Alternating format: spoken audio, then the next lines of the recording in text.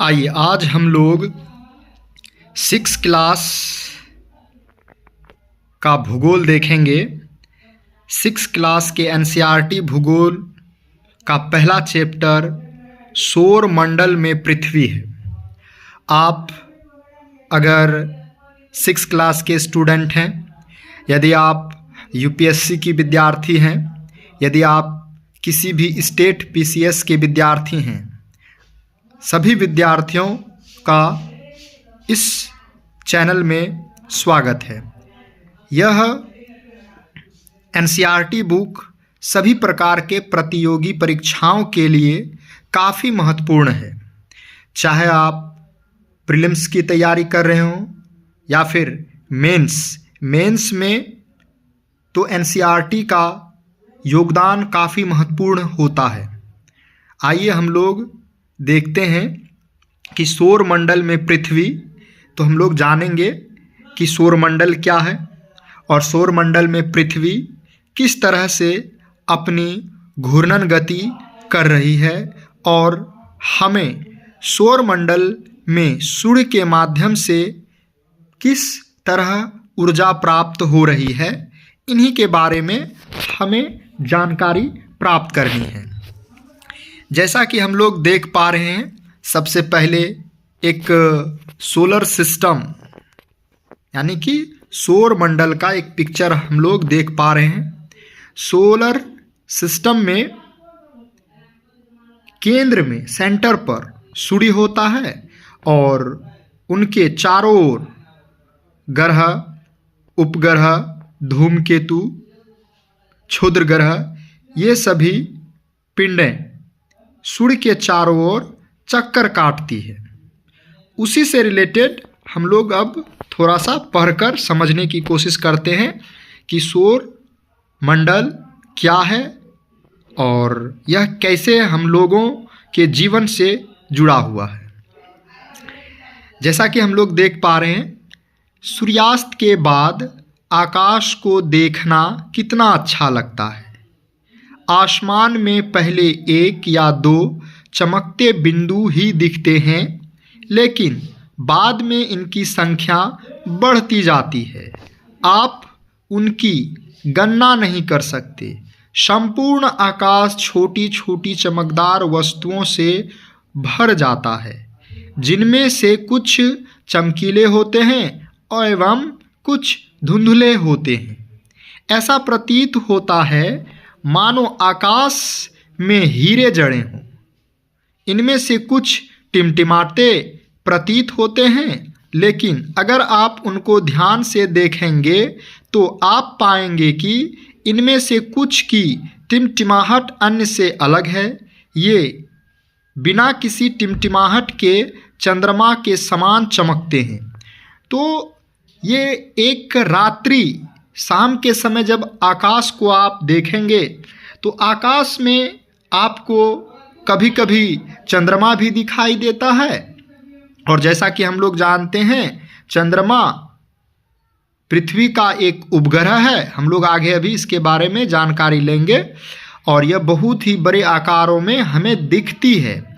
इसका सीधा सा कारण होता है कि यह हमारे बहुत ही नज़दीक में है और अन्य तारे जो हमें बिंदु जैसे चमकते हुए प्रतीत होते हैं, यह अपने आप में काफ़ी बड़े होते हैं, लेकिन वह छोटा प्रतीत हो रहा होता है या टिमटिमाता प्रतीत हो रहा होता है।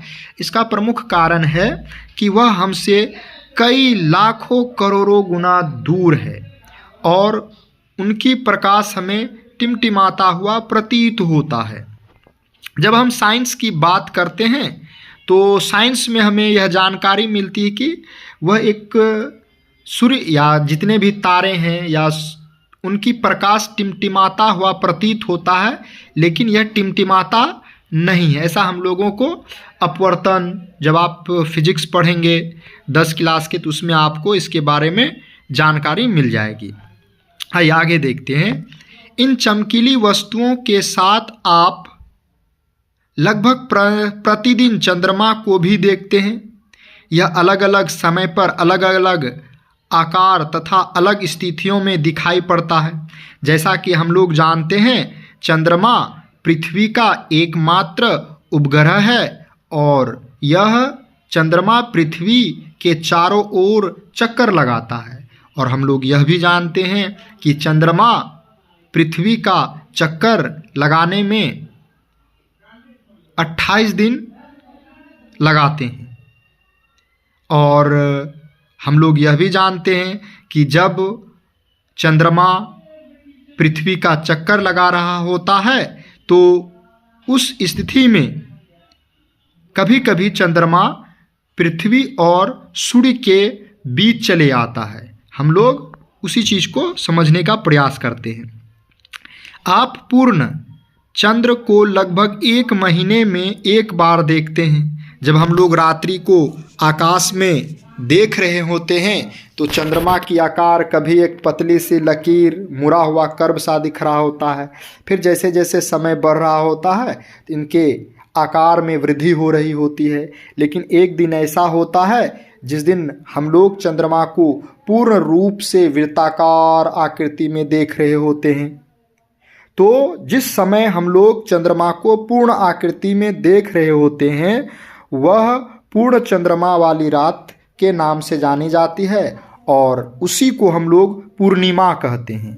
तो यहाँ वही बताया गया है कि यह पूर्ण चंद्रमा वाली रात या पूर्णिमा होती है।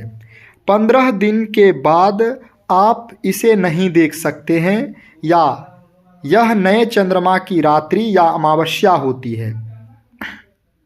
जिस समय पृथ्वी और सूर्य के बीच में चंद्रमा चली आती है तो हम लोग उस दिन चंद्रमा को नहीं देख पाते हैं। जैसा कि हम लोग जानते हैं फिजिक्स के आधार पर, साइंस के आधार पर, कि चंद्रमा एक उपग्रह है, इसका स्वयं का प्रकाश नहीं होता है और ये सूर्य के प्रकाश को परावर्तित करते हैं। इस कारण हमें रोशनी प्राप्त हो रही होती है ना, चंद्रमा के परावर्तन के कारण से। अब जैसे ही चंद्रमा पृथ्वी और सूर्य के बीच में आ जाती है उस समय चंद्रमा पर पड़ने वाले सारे प्रकाश पृथ्वी पर परावर्तित होकर पृथ्वी पर नहीं पड़ती है और उस कारण उस दिन हम लोग चंद्रमा को नहीं देख पाते हैं और उस कारण से ही वह अंधेरी रात के नाम से जाना जाता है और उसी को हम लोग अमावस्या कहते हैं। और पूर्णिमा का कारण क्या है कि चांद और सूर्य के बीच में पृथ्वी जब चली आती है तो उस स्थिति को हम लोग पूर्णिमा के नाम से जानते हैं। ऐसी रात में अगर आसमान साफ है तो आप आसमान का अवलोकन अच्छी तरह से कर सकते हैं। क्या आपको इस बात पर आश्चर्य नहीं होता है कि हम दिन के समय चंद्रमा एवं इन सभी छोटी चमकीली वस्तुओं को क्यों नहीं देख पाते हैं? ऐसा इसलिए है क्योंकि सूर्य के अत्यधिक तेज प्रकाश के कारण रात के समय चमकने वाली वस्तुओं को हम दिन में नहीं देख पाते हैं। जैसा कि हम लोग जानते हैं सारे के सारे स्टार्स और सूर्य ये सभी चमकीले पिंड हैं अंतरिक्ष में। अब जब दिन होती है तो सूर्य का प्रकाश बहुत ही तेज हो जाता है और जितने भी स्टार्स हैं, तारे हैं, उनकी चमकीलेपन या कहिए उनकी प्रकाश बहुत ही धीमी हो जाती है। इस कारण हम दिन में सभी तारों को नहीं देख पाते हैं। चंद्रमा का भी प्रकाश एक तरीके से कहिए उस समय बहुत ही धूमिल पड़ जाता है। इस कारण हम लोग दिन में चंद्रमा को भी नहीं देख पाते हैं। सूर्य, चंद्रमा तथा वे सभी वस्तुएं जो रात के समय आसमान में चमकती है खगोलीय पिंड कहलाती है। जैसा कि हम लोग अभी हम लोगों ने देखा कि चंद्रमा आकाश में जब हम लोग रात्रि में देखते हैं तो हमें बहुत सारे प्रकार के स्टार्स, तारे दिखाई देते हैं, चंद्रमा दिखाई देते हैं और अन्य अंतरिक्ष में अन्य कई पिंड हैं, जैसे कि उल्का पिंड, क्षुद्र ग्रह और कई प्रकार के पिंड हैं। ये सभी पिंड सूर्य के चारों ओर चक्कर काटती है और ऐसे पिंड को हम लोग खगोलीय पिंड कहते हैं। अगर खगोलीय पिंड को आपको डिफाइन करना हो, परिभाषित करना हो, तो आप बड़े ही आसानी से कर सकते हैं। वे सभी पिंड जो अंतरिक्ष में पाए जाते हैं और सूर्य के चारों ओर चक्कर लगाते हैं, वह खगोलीय पिंड कहलाते हैं। और साथ ही साथ में सूर्य भी एक खगोलीय पिंड है। कुछ खगोलीय पिंड बड़े आकार वाले होते हैं तथा गर्म होते हैं। ये गैसों से बने होते हैं। इनके पास अपनी ऊष्मा तथा प्रकाश होते हैं, जिससे वे बहुत बड़ी मात्रा में उत्सर्जित करते हैं। इन खगोलीय पिंडों को तारा कहते हैं। सूर्य भी एक तारा है। तो हम लोग जैसे ही खगोलीय पिंड की बात करते हैं, तो हमारे दैनिक जीवन में हम लोग देख पा रहे होते हैं कि हमारे आसपास में जैसे कि बल्ब हो गया, मोमबत्ती हो गया, टॉर्च का लाइट हो गया, ये सभी वस्तुएं प्रकाश उत्सर्जित करती हैं। और कुछ वस्तुएं जैसे कि किताब, कलम, कॉपी प्रकाश उत्सर्जित नहीं करती है। उसी तरह अंतरिक्ष में उपस्थित सभी खगोलीय पिंडों में से कुछ ऐसे पिंड जो स्वयं का प्रकाश उत्पन्न करते हैं, वैसे खगोलीय पिंड को हम लोग तारों के नाम से जानते हैं। चूँकि सूर्य भी प्रकाश उत्पन्न कर रहा है, इसलिए हम लोग कहेंगे कि सूर्य भी एक तारा है, स्टार्स है। तो हम लोग खगोलीय पिंड को अलग अलग रूप में परिभाषित करते हैं। आइए यहाँ पर देख रहे हैं, कुछ एग्जाम्पल लेने की बात यहाँ पर कर रहा है, हम लोग उसको देखते हैं। आओ कुछ करके सीखें। कुछ प्रैक्टिकल करने की बात यहाँ पर दिखाया जा रहा है। एक छोटी सी बाबू है ना। आपको आवश्यकता होगी एक टॉर्च, एक सादा कागज, पेंसिल तथा एक सुई लीजिए। आप घर में ऐसा प्रयोग करके देख सकते हैं। कागज के मध्य में टॉर्च को इस प्रकार रखें कि उसका कांच कागज से सटा रहे। दूसरा चरण है, अब टॉर्च के कांच के चारों ओर एक वृत्त खींचे। तीसरा चरण में बताया गया कि कागज पर वृत्त के क्षेत्र में सुई से छोटे छोटे छिद्र कर दें। अब कागज के छिद्रित वृत्तीय भाग को कांच पर सामने की तरफ रखें तथा टॉर्च के चारों ओर कागज को लपेट कर रबर बैंड लगा दें। ध्यान रखें कि टॉर्च की स्विच कागज के बाहर रहे। अंधेरे कमरे में एक सादी दीवार की ओर मुंह करके इस टॉर्च को लेकर कुछ दूरी पर खड़े हो जाएं। दूसरी सभी बत्तियों को बुझा दें। अब टॉर्च की रोशनी को दीवार पर डालें। आप दीवार पर प्रकाश के अनेक छोटे बिंदुओं को देखेंगे, बिल्कुल वैसे ही जैसे रात के समय आसमान में तारे चमकते हैं। अब कमरे की सभी बत्तियों को जला दें। प्रकाश के सभी बिंदु लगभग अदृश्य हो जाएंगे। आप इसकी तुलना उस अवस्था से कर सकते हैं जब रात्रि के समय आसमान में चमकने वाले तारे सूर्योदय के बाद अदृश्य हो जाते हैं। बहुत ही साधारण एग्जाम्पल से हमें आकाश में होने वाली दिन और रात में जो घटनाएं घटित हो रही होती हैं, उनको एक टॉर्च और कागज सुई की सहायता से समझाने का प्रयास किया है। और लगभग बहुत ही अच्छे तरीके से दिन और रात में जो घटनाएं घटित होती हैं, आकाश में उन घटनाओं को समझाया गया है। आइए हम लोग नेक्स्ट पेज में चलते हैं। रात के समय चमकते हुए अनगिनत तारे सूर्य के समान ही हैं, लेकिन हमसे बहुत अधिक दूर होने के कारण हम लोग उनकी ऊष्मा या प्रकाश को महसूस नहीं करते हैं तथा वे अत्यंत छोटे दिखाई पड़ते हैं। जैसा कि बताया जा रहा है कि जो सूर्य है एक तारा है और यह एक बहुत ही छोटा तारा है हमारे आकाश गंगा मिल्की वे में। हमारे आकाश गंगा का नाम मिल्की वे है। अब जैसे ही हम लोग आकाश गंगा की बात करते हैं तो हमारे आकाश गंगा में सूर्य से लाखों करोड़ों गुना बड़ा तारा पाया जाता है, लेकिन वह हमसे काफ़ी दूर स्थित होने के कारण हम उसे, है ना, वह छोटा प्रतीत होता है, उसका प्रकाश हम तक पहुंच नहीं पाता है। जिस तरह आप हवाई जहाज को आकाश में उड़ते देखते हैं तो वह बहुत ही छोटा प्रतीत होता है, लेकिन जैसा कि आप लोग जानते हैं एक एक हवाई जहाज में 300 से अधिक पैसेंजर भरे होते हैं, तो वह छोटा इसलिए प्रतीत हो रहा होता है क्योंकि हमसे वह बहुत दूरी है। यानी कि हम लोग फिजिक्स के आधार पर यह कह सकते हैं कि कोई वस्तु हमारे नज़दीक में है तो वह अपने साइज में, आकार में बड़ा दिखेगा। अगर वही वस्तु हमसे कई किलोमीटर दूर अगर रहे तो वह हमें छोटा प्रतीत होगा। आपने अवश्य ध्यान दिया होगा कि कुछ दूरी से देखने पर सभी वस्तुएं छोटी दिखाई पड़ती है। अत्यधिक ऊंचाई पर उड़ रहा हवाई जहाज कितना छोटा दिखाई देता है।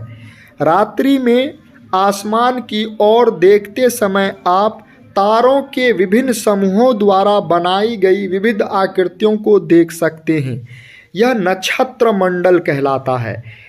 जब आप रात्रि में आकाश को देखेंगे तो कुछ तारों का समूह होगा।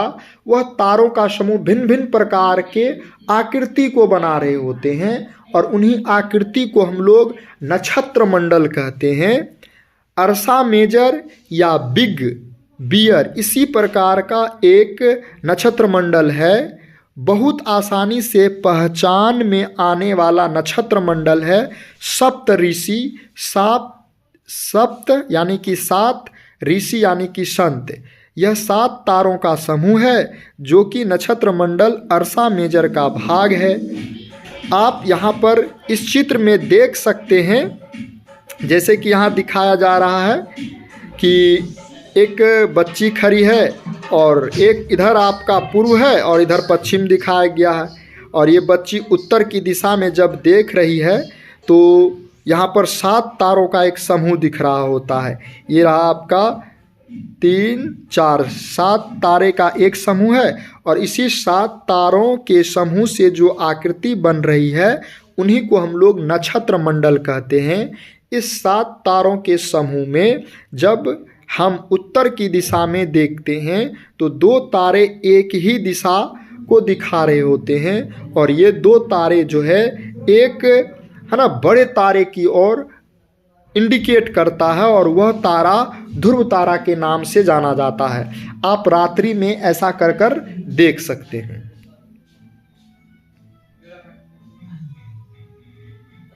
अपने परिवार या पड़ोसी में किसी बड़े व्यक्ति से कहिए कि वह आपको आसमान में और अधिक तारों, ग्रहों तथा नक्षत्र मंडल को दिखाएं। तो जब आप आकाश को मूल्यांकन कर ध्यान से देखेंगे तो आपको आकाश में अलग अलग प्रकार के तारों के समूह यानी कि नक्षत्र मंडल देखने को मिलेंगे। प्राचीन समय में लोग रात्रि में दिशा का निर्धारण तारों की सहायता से करते थे। जैसा कि आज हम लोग जानते हैं, अभी हम लोगों के पास साइंस एंड टेक्नोलॉजी की मदद से कंपास का आविष्कार हो चुका है। हम कंपास की सहायता से किसी भी जगह पर दिशा की जानकारी प्राप्त कर लेते हैं, लेकिन कंपास के आविष्कार होने से पहले के समय में, है ना, लोग दिशा की जानकारी कैसे प्राप्त करते थे? तो दिशा की जानकारी प्राप्त करने के लिए ध्रुव तारा का इस्तेमाल किया जाता था और यह ध्रुव तारा सदैव उत्तर दिशा को इंडिकेट कर रहा होता है। यह आसमान में हमेशा एक ही स्थान पर रहता है। हम सप्त ऋषि की सहायता से ध्रुव तारे की स्थिति को जान सकते हैं। चित्र 1.1 में आप देखेंगे कि यदि सप्त ऋषि मंडल के संकेतक तारों को आपस में मिलाते हुए एक काल्पनिक रेखा खींची जाए एवं उसे आगे की ओर बढ़ाया जाए तो यह ध्रुव तारे की ओर इंगित करती है, यानी कि इंडिकेट करती है। कुछ खगोलीय पिंडों में अपना प्रकाश एवं ऊष्मा नहीं होती है।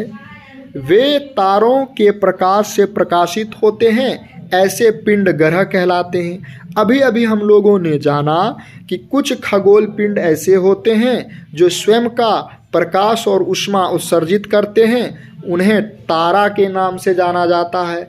उन्हीं के विपरीत कुछ ऐसे भी खगोल पिंड होते हैं जिनमें स्वयं का प्रकाश और ऊष्मा नहीं होता है, वह ग्रह कहलाते हैं। और ग्रह को अंग्रेजी में प्लेनेट कहा जाता है, और यह प्लेनेट जो है ग्रीक भाषा के प्लेनटाई शब्द से बना है, जिसका अर्थ है परिभ्रमक, अर्थात चारों ओर घूमने वाला। तो पृथ्वी जिस पर हम रहते हैं वह भी एक ग्रह है। यह अपना संपूर्ण प्रकाश एवं ऊष्मा सूर्य से प्राप्त करती है, जो पृथ्वी के सबसे नज़दीक का तारा है। पृथ्वी को बहुत अधिक दूर से, जैसे चंद्रमा से देखने पर यह चंद्रमा की तरह चमकती हुई प्रतीत होगी। यानी कि जैसे कि हम लोग पृथ्वी पर हैं और हम जब चंद्रमा को देखते हैं तो हमें चंद्रमा चमकता हुआ प्रतीत होता है, उसी तरह यदि हम लोग चंद्रमा पर चले जाएं तो हमें पृथ्वी भी जस्ट चंद्रमा की तरह ही चमकता हुआ प्रतीत होगा। अब हम आपके सामने एक सवाल रख रहे हैं, जरा आप सोच कर बताएं कि चंद्रमा पर पांव रखने वाले सबसे पहले व्यक्ति का नाम क्या है और वह व्यक्ति किस वर्ष चंद्रमा पर पहुंचा था और किसके द्वारा किस देश के द्वारा उस व्यक्ति को चंद्रमा पर पहुंचाया गया था। इन कुछ सवालों का जवाब आप देने की कोशिश करें। कुछ रोचक तथ्य के बारे में यहाँ पर बताया गया है। बृहस्पति, शनि तथा यूरेनस के चारों ओर छल्ले हैं। अब ये देखिए, छल्ले कहने का क्या मतलब होता है। जैसे कि आप जब सोलर सिस्टम या सौर मंडल को देखेंगे तो सारे के सारे ग्रह, प्लेनेट जो है वो आपको एक गोल प्रदर्शित होगा। जैसे कि आप अब फुटबॉल ले लें एक, तो सभी ग्रह प्लेनेट फुटबॉल के जैसा दिखाई देगा आपको। लेकिन जैसे कि यहाँ पे बताया जा रहा बृहस्पति, शनि, यूरेनस, जैसे कि मान लीजिए यह फुटबॉल है और फुटबॉल के बीचों बीच भाग से है ना एक पतली सी है ना वृत्ताकार चारों चीज घुमा दिया जाए तो वह जो वस्तु होगा जो बीचों बीच से चारों ओर घूम रही होती है वह छल्ले के नाम से जाना जाता है। ये छल्ले विभिन्न पदार्थों के असंख्य छोटे छोटे पिंडों से बनी पट्टियां हैं। पृथ्वी से इन छल्लों को शक्तिशाली दूरबीन की सहायता से देखा जा सकता है। अब देखिए यहाँ पर आप लोगों को सोलर सिस्टम यानी कि हमारे सौर मंडल का एक चित्र देखने को मिलेगा। ये देखिए दिखाया गया है यहाँ पर आपको सूर्य है, सूर्य बीच में स्थित है, इसके चारों ओर अन्य ग्रह, उपग्रह, क्षुद्र ग्रह, उल्का पिंड सूर्य के चारों ओर चक्कर काटती हुई खगोलीय पिंडें हैं। हम लोग जानते हैं कि हमारा सौर मंडल जो है, हमारे सौर मंडल में 8 ग्रह है और सूर्य से नज़दीकी के अनुसार यहाँ पर ग्रह को बताया गया है। जैसे कि सूर्य से सबसे नज़दीकी के ग्रह का नाम बुध है, जिसको हम लोग मरकरी के नाम से जानते हैं, और दूसरा प्रमुख ग्रह वेनस है, जिसको हम लोग शुक्र के नाम से जानते हैं, और तीसरा ग्रह पृथ्वी आता है जो हमारा घर के नाम से जाना जाता है, अर्थ, और चौथा ग्रह आपका मंगल आता है, मार्स। और अब देखिए ये 4 ग्रह जो है, 4 ग्रह के बाद एक बहुत ऐसा जगह आती है जहाँ पर बहुत छोटे छोटे है ना खगोलीय पिंड पाए जाते हैं, और उन पट्टी को है ना क्षुद्र ग्रह की पट्टी के नाम से जाना जाता है। और यह क्षुद्र ग्रह की पट्टी मंगल और जुपिटर यानी कि बृहस्पति ग्रह के बीच में देखने को आपको मिलेगा। अब बृहस्पति ग्रह के बाद ये देखिए शनि ग्रह को दिखाया गया, यूरेनस ग्रह को दिखाया गया है। अब देखिए, हम लोग जो अभी छल्ले की बात कर रहे थे, आप जब सैटर्न यानी कि शनि ग्रह को देखेंगे तो शनि ग्रह के चारों ओर देखिए, जस्ट लाइक आप मैक्सो क्वाइल जैसा हुआ करता था, आप घर में देखे होंगे, उसी तरीके का इस ग्रह के चारों ओर दिख रहा है। और इसी को हम लोग किस नाम से जानते हैं? छल्ला के नाम से जानते हैं। कुछ यहाँ पर इम्पोर्टेंट जानकारी दी गई है, आप अपने मोबाइल को घुमाकर देख सकते हैं। मैं इसे बड़ा कर दिखाकर आपको कुछ समझाने की कोशिश करता हूँ। जैसे यहाँ पर सभी ग्रहों को शॉर्ट में उनके बारे में कुछ महत्वपूर्ण बातें बताई गई है। जैसे कि सूर्य से सबसे नज़दीकी के ग्रह का नाम बुध है।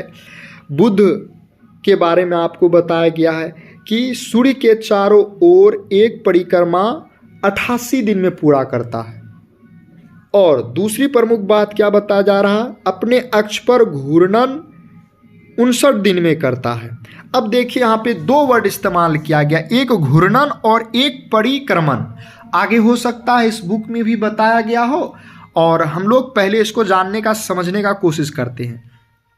जैसे कि मान लीजिए आप एक फुटबॉल ले लीजिए और फुटबॉल को अपने हाथों में ले लीजिए और फुटबॉल को हाथों की सहायता से घुमाइए चारों ओर, तो हमारे शरीर के चारों ओर जो फुटबॉल घूम रही है उस गति को हम लोग परिक्रमण गति कहते हैं।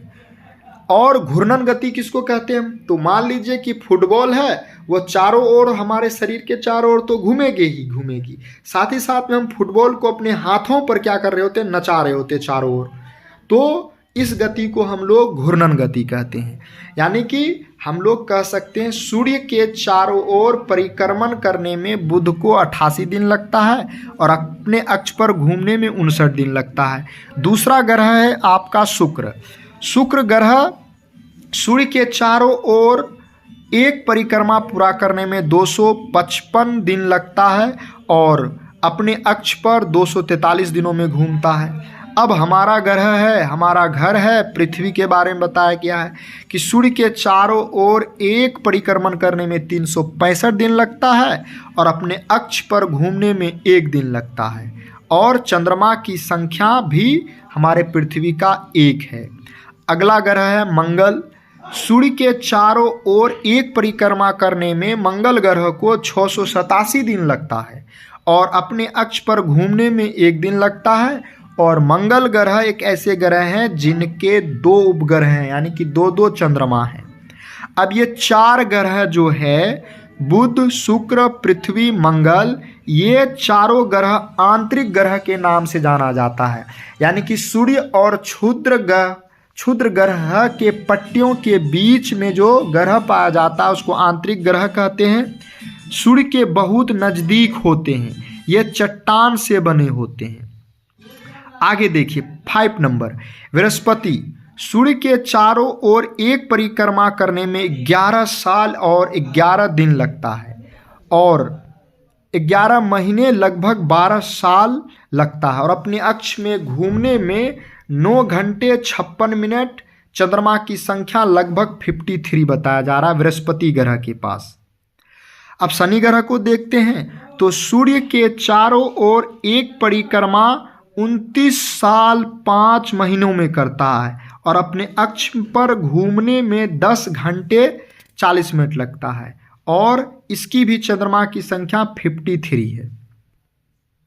अगला ग्रह है यूरेनस। सूर्य के चारों ओर एक परिक्रमा करने में 84 साल लगता है और अपने अक्ष पर घूमने में, है ना, उसे 17 घंटे 14 मिनट लगता है। चंद्रमा की संख्या 27 है। अब अगला ग्रह है नेपच्यून। सूर्य के चारों ओर एक परिक्रमा करने में 164 साल लगता है और अपने अक्ष पर घूमने में 16 घंटे 7 मिनट लगता है और इनके चंद्रमा की संख्या है 13। तो ये जो 4 ग्रह हैं, नेपच्यून, यूरेनस और शनि और बृहस्पति, इन चारों ग्रहों को बाह्य ग्रह बोला जाता है। सूर्य से बहुत दूर होते हैं और बहुत बड़े आकार के होते हैं। ये गैस और तरल पदार्थ से बने होते हैं और पहले वाला जो आंतरिक ग्रह है वो चट्टानों से बना होता है। तो हम लोग एक तरह से देख पा रहे हैं कि हमारे सोलर सिस्टम में 8 ग्रह है और ये सभी ग्रहें सूर्य के चारों ओर चक्कर काटती है और इन चक्कर काटने वाले गति को परिभ्रमण गति कहते हैं और ये सभी ग्रह अपने अक्ष पर भी घूमती है। ऐसे गति को हम लोग घूर्णन गति कहते हैं। आइए अब हम लोग एक एक कर समझने का प्रयास करते हैं। आसमान में दिखने वाला चंद्रमा एक उपग्रह है। अभी हम लोगों ने चर्चा किया कि जिसको हम लोग रात्रि में आकाश में गोल तरीके से देखते हैं, जिसे हम लोग चंद्रमा कहते हैं। तो यह जो चंद्रमा है हमारा पृथ्वी का एक उपग्रह के नाम से जाना जाता है। यह हमारी पृथ्वी का सहचर है तथा इसके चारों ओर चक्कर लगाता है। हमारी पृथ्वी के समान 7 अन्य ग्रह हैं जो सूर्य से प्रकाश एवं ऊष्मा प्राप्त करते हैं। उनमें से कुछ के पास अपने चंद्रमा भी हैं। तो आपको यह ध्यान रखना है कि पृथ्वी एक ग्रह है और उसका एक और केवल एक ही चंद्रमा है। और आपको यह जानकर हैरानी होगी कि हमारे इस 8 ग्रहों में से सोलर सिस्टम में पृथ्वी ही एकमात्र एक ऐसा ग्रह है जिस पर जीवन यापन संभव है। यह अभी तक के साइंस और टेक्नोलॉजी के द्वारा बताया जा रहा है। हो सकता है कि इन 8 ग्रहों में से किसी अन्य ग्रह पर भी जीवन यापन संभव हो सकता है कि वहाँ का जीवन यापन हमसे भी अधिक उन्नत और टेक्नोलॉजी का इस्तेमाल करने वाला हो और हो सकता हो वह एलियन की तरह दिखता हो। तो यह संभावना व्यक्त की जाती है, लेकिन इसके बारे में कुछ 100% कही नहीं जा सकती है। क्या आप जानते हैं? आइए कुछ इस चीज के बारे में जानने का प्रयास करते हैं। पौराणिक रोमन कहानियों में सोल सूर्य देवता को कहा जाता था। सौर शब्द का अर्थ सूर्य से संबंधित है, इसलिए सूर्य के परिवार को सौर मंडल या सोलर सिस्टम कहा जाता है। सौर शब्द का उपयोग करते हुए और अधिक शब्दों को लिखें। आपसे कहा जा रहा है कि यह जो है हम लोग जिसे अभी सूर्य कहते हैं, तो सूर्य देवता को ही पौराणिक रोमन कहानियों में सौल के नाम से जाना जाता है। शब्द की उत्पत्ति के बारे में कुछ देखिए बताया गया है। ऐसे बहुत से शब्द जिनका उपयोग हम एक भाषा में करते हैं, अक्सर वे दूसरी भाषाओं से लिए गए शब्द होते हैं। उदाहरण के लिए जियोग्राफी एक अंग्रेजी शब्द है। यह ग्रीक भाषा से लिया गया शब्द है। जियोग्राफी जिसको हम लोग भूगोल कहते हैं, भूगोल में ही हम लोग जान रहे कि सोलर सिस्टम आता है, जिसका अर्थ होता है पृथ्वी का विवरण या पृथ्वी का वर्णन। और यह जियोग्राफी 2 ग्रीक शब्दों से मिलकर बना होता है। जी शब्द का अर्थ होता है पृथ्वी एवं ग्राफिया शब्द का अर्थ होता है लिखना। आइए पृथ्वी के संबंध में और अधिक जानें। तो यहाँ पर देखिए बताया गया है आपको कि ये जो जियो है, GEO, जियो का 3 अर्थ होता है। अगर हम लोग जियो का मीनिंग लॉजी लगाएं तो इसका मतलब होता है पृथ्वी का अध्ययन। अगर जियो का अर्थ हम लोग मैट्री लगाएं तो इसका मतलब होता है पृथ्वी का मापन। अगर हम लोग जियो का अर्थ ओआइड लगाएं तो इसका मतलब होता है पृथ्वी के आकार।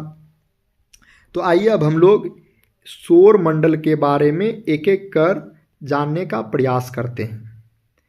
सूर्य 8 ग्रह, सूर्य और 8 ग्रह उपग्रह तथा कुछ अन्य खगोल पिंड जैसे क्षुद्र ग्रह, उल्का पिंड मिलकर सौर मंडल का निर्माण करते हैं।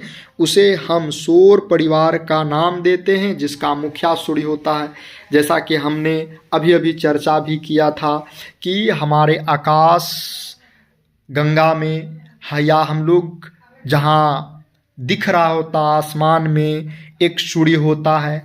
सूर्य के चारों ओर चक्कर काटने वाली अन्य ग्रहें, क्षुद्र ग्रह और कई अन्य खगोल पिंड होता है जैसे कि उल्का पिंड। ये सभी को मिलाकर सौर मंडल बनता है और उसमें सूर्य जो है मुखिया के रूप में काम कर रहा होता है। तो पहले हम लोग सूर्य को जानते हैं। हम लोग जान रहे होते हैं कि सूर्य सौर मंडल के केंद्र में स्थित है। यह बहुत बड़ा है एवं अत्यधिक गर्म गैसों से बना है। इसका खिंचाव बल इससे सौर मंडल को बांधे रखता है। सूर्य सौर मंडल के लिए प्रकाश एवं ऊष्मा का एकमात्र स्रोत है, लेकिन हम इसकी अत्यधिक तेज ऊष्मा को महसूस नहीं करते हैं, क्योंकि सबसे नज़दीक का तारा होने के बावजूद यह हमसे बहुत दूर है। सूर्य पृथ्वी से लगभग 15 करोड़ किलोमीटर है। जैसा कि हम लोग जान पा रहे हैं कि ये जो सूर्य है हमारे ग्रह पृथ्वी के साथ साथ अन्य ग्रहों के लिए ऊर्जा का प्रमुख स्रोत है, और इन्हीं सूर्य से ऊष्मा और प्रकाश निकलता है जो हमें गर्मी और प्रकाश दे रहा होता है।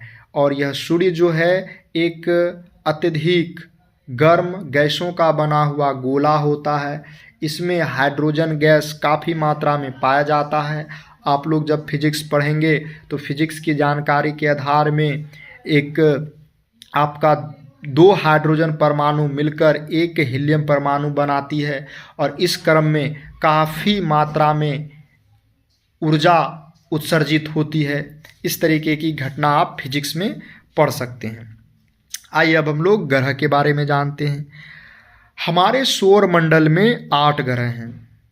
सूर्य से दूरी के अनुसार हम लोग अभी सोलर सिस्टम का चित्र देखे हैं, उसमें सूर्य से सबसे नज़दीक की ग्रह बुध था, दूसरा ग्रह शुक्र, पृथ्वी, मंगल, बृहस्पति, शनि, यूरेनस तथा नेपच्यून। ये सभी ग्रह 8 ग्रह हैं। अब यहाँ पर आप इन सभी 8 ग्रहों को कैसे याद करेंगे?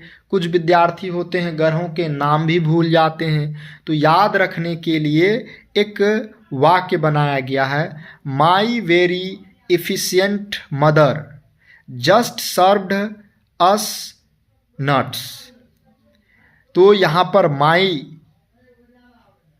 का एम लेटर, वेरी का भी लेटर, एफिशिएंट का ई लेटर, मदर का एम लेटर, जस्ट का जे लेटर, सर्व्ड का एस लेटर, यू का एस लेटर, अस का अस लेटर और नट्स का एन लेटर। ये सभी ग्रहों के इंग्लिश के पहले लेटर्स हैं।